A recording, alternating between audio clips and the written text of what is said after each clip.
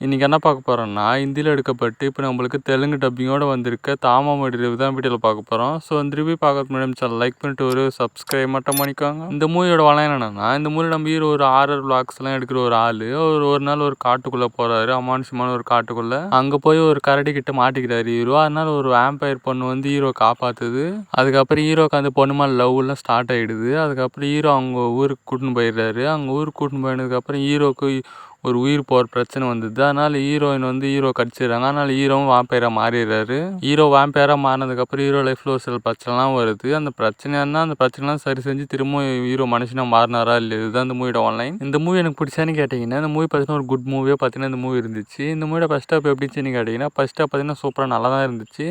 காமெடியாகவும் சரி ஆடுறாவும் சரி நல்லா தான் ஒர்க் ஆச்சு first half. But second half பார்த்தீங்கன்னா அதுக்கு ஆப்போசிட்டாக இருந்துச்சு. செகண்ட் ஹாப் பார்த்தீங்கன்னா சுத்தமாகவே ஒர்க் ஆகல. அதே மாதிரி இந்த மூவியில் ரஷ்மிகா மந்தனோட ஆக்டிங் எப்படின்னு கேட்டிங்கன்னா, அவங்களோட ஆக்டிங் நல்லா தான் இருந்துச்சு. பட் வேம்பயர் கெட்டப் அவங்களுக்கு அந்தளவுக்கு சூட் ஆகல. இந்த மூவியில் வர ஹீரோட ஆக்டிங் எப்படின்னு கேட்டிங்கன்னா, ஹீரோட ஆக்டிங் சூப்பராகவே இருந்துச்சு. அவர் நல்லாவும் காமெடி பண்ணுறாரு. இந்த மூவி பார்க்கும்போது எனக்கு என்ன தோணுச்சுன்னா, வேம்பயர்ஸை நல்லா அசிங்கப்படுத்தியிருக்காங்க. அது மட்டும் எனக்கு தெளிவாகவே புரிஞ்சுச்சு. ஆனால் அந்த மாதிரி பார்த்தீங்கன்னா பண்ணியிருக்காங்க. மூவி பார்க்கும்போது உங்களுக்கே புரியும். இந்த மூவியில் ஒரு சில லவ் சீன்லாம் வரும். அந்த லவ் சீன்லாம் இந்த மூவியில் நல்லாவே ஒர்க் ஆச்சு.